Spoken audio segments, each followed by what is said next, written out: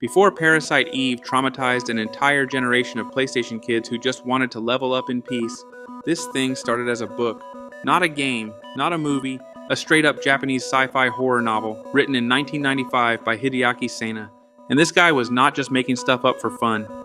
He was a pharmacology graduate student studying mitochondria. So while we were all in school, like, why do I need to learn this? This dude was like, I'm about to turn this into a horror franchise. The novel Parasite Eve wins the Japan Horror Novel Prize, which is basically Japan saying, congrats, you made science terrifying. After the book blows up in popularity, it gets adapted into a 1997 Japanese film. Now here's where things take a turn. Enter Square. Yes, the same Square that just dropped Final Fantasy VII and basically redefined RPGs forever. Square looks at this biology horror story and says, what if we turn mitochondria into a JRPG mechanic? Which is the most Square decision imaginable. The game is not a retelling of the book, it is a sequel. And not even written by the original author. Hideaki Sena has literally said he didn't know the game's story until it was finished. Imagine writing a serious science horror novel.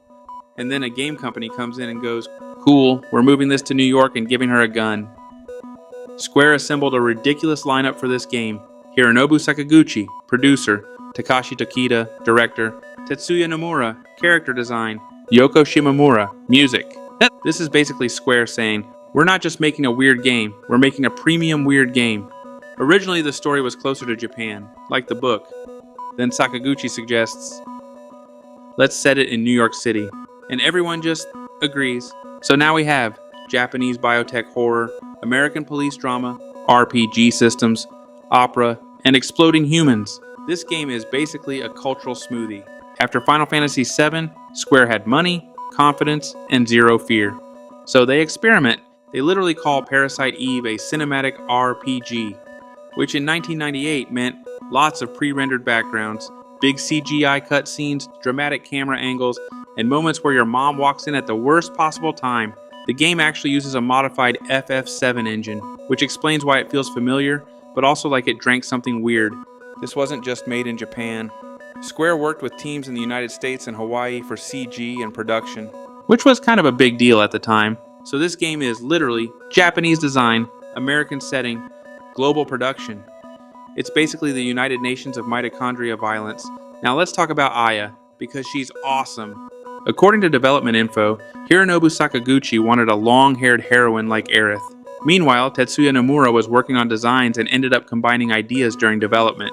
So Aya's final design wasn't just planned, it kinda happened. Which is crazy because she became one of the most iconic PlayStation characters. Meanwhile, when I accidentally combine things, I get Taco Bell regret. Composer Yoko Shimomura wanted the soundtrack to feel inorganic. And boy, mission accomplished. The music sounds like a cathedral, a nightclub, and a science lab, all arguing with each other. And somehow it works. So the next time someone says, biology class is useless, just remind them, without mitochondria, we wouldn't have Parasite Eve. And without Parasite Eve, I might have gone outside in 1998. Actually, no, let's not get crazy. I am going to tell you guys something that may seem like a shocker. I didn't have many friends growing up. I compensated this with slamming hours into RPG video games that allowed me to be the hero of my own world. But then there was Parasite Eve. It was released in 1998 when I was 14 years old and dripping with acne. I would barricade myself in my dark, teen stink-filled room and be so pumped that I remembered what a mitochondria was from useless biology class. Parasite Eve is a cinematic RPG that answers the question, what if Resident Evil was an RPG? The horror-themed story, graphic visuals, soundtrack, and cinematic framing gave 14-year-old me the will to not look for a girlfriend. It definitely wasn't my pizza face causing that to happen. The story starts with a young NYPD officer named Aya Bray. She apparently swiped right to go with this hunk to the opera for a date. Look at this guy. Those pixels are to die for. Before you know it, the main actress from the opera begins setting everyone on fire. This hot date just got hotter. In order to ensure the safety of their future children, Aya kicks her date to the site and does some fine police work. During this time, she discovers common animals are transforming into beasts, and Aya loves shooting some beast. She brings down a bunch of these creatures, I imagine, with a huge smile. She meets Melissa, the main opera actress, and she starts talking like a tinfoil hat champion.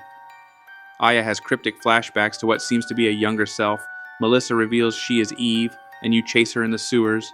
You catch her at the end of the sewer, she T-2000s through some bars, and you fight a lightning gator. Standard NYPD stuff. So after the sewer incident where Aya fights what I can only describe as an electrified Florida gator on vacation, she gets dragged back into real life. Which means reporters, because nothing says you just survived a biological nightmare, like 40 microphones in your face asking, "Hey Aya, quick question, how does it feel to not be on fire?" This is where we properly meet Daniel Dallas, NYPD detective, dad, and the only guy in the game who reacts to things like a normal human being. He sees spontaneous human combustion and is like, yeah, I'm gonna stick with the cop who didn't explode. Smart man. So now the investigation actually begins, and Aya and Daniel go to the American Museum of Natural History, which, if you've ever been to a museum, you know is already slightly creepy at night. Now imagine everything inside wants to kill you. You meet Dr. Hans Clamp, who is basically the most suspicious man alive. This dude has "I definitely did something illegal with science" written all over him. He starts talking about mitochondria like he's proud of them. Red flag. Then we go to Central Park, and this is where things go completely off the rails. Eve announces she's holding a performance. Now, when a woman who sets people on fire invites you to a concert, maybe don't go. But everyone goes, because NPCs in 1997 had zero survival instincts. Eve shows up, starts talking about how mitochondria are the true rulers of humanity. Again, she really loves this speech, and then everyone in the audience melts. Not burns, not screams. They straight up liquefy into this giant orange biological blob, which is something 14-year-old me absolutely did not need to see before bed. This blob becomes a recurring problem, by the way, because once you've created a pile of human soup, the game is like, cool, let's keep that. Aya wakes up in Soho, being treated like she's the chosen one. Because guess what? She didn't melt, she didn't burn, she didn't even sweat, which means one thing: Aya's mitochondria are built different. Then you meet Kunihiko Maeda, and this guy is important. Maeda is the scientist who actually knows what's going on. He starts explaining mitochondria like he's about to drop the hardest TED Talk of 1997. He connects everything back to the original Parasite Eve incident in Japan. So now the game hits you with this. This isn't random. This has happened before, and somehow, Aya is involved. Maeda explains that Aya's mitochondria are somehow cooperating with her instead of rebelling like Eve's. So while Eve is out here starting a biological revolution, Aya is basically the cool mitochondria ambassador, which is a sentence I never thought I'd say. So now the investigation leads to St. Francis Hospital. And if you thought things couldn't get weirder than human soup, welcome to the sperm bank storyline. Yes, Eve goes to a hospital and steals sperm, because her master plan is to create the ultimate being, a new life form that will replace humanity. So now the villain's plan is burn people, steal genetics, create a super baby. This game went from Resident Evil to biology final exam from hell. You fight your way through the hospital, which is now full of nightmare creatures because apparently even IV bags are thinking about evolving. We return to the museum and now things start connecting. Dr. Clamp, remember that sketchy guy? Yeah, he's been helping Eve. This man has been engineering perfect sperm samples. I don't even know how you put that on a resume. Skills? Advanced genetics? Extremely questionable life choices. Clamp basically admits he's been assisting Eve's plan for the ultimate being.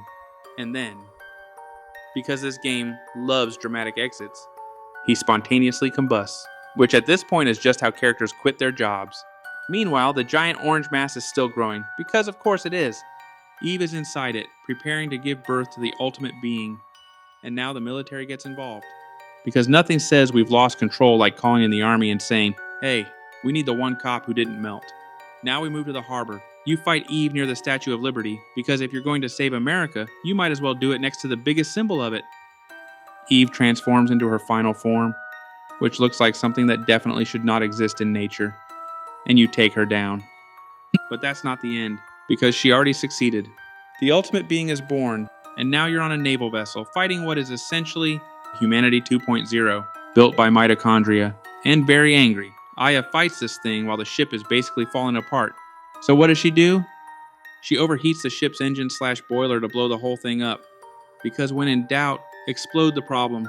Aya survives. New York is saved. Mitochondria calm down. Everyone goes home, except not really, because Aya is still different. Her mitochondria are still special, still powerful, still very capable of doing whatever they want, so the game ends with this feeling like, yeah, we stopped Eve. But also, what if Aya is just Eve, but nicer?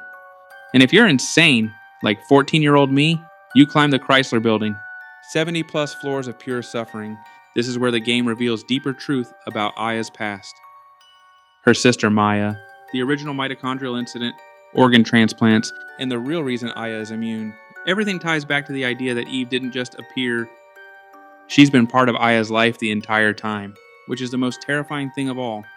Because it means you didn't just fight the enemy, you are connected to the enemy. So yeah, Parasite Eve is a game where opera singers become bioterrorists, museums are death traps, hospitals are worse, and mitochondria decide they've had enough of humanity. And somehow, it all makes sense. At least to a 14-year-old kid in a dark room covered in acne who just passed a biology test for the first time. Because finally, the powerhouse of the cell was throwing hands.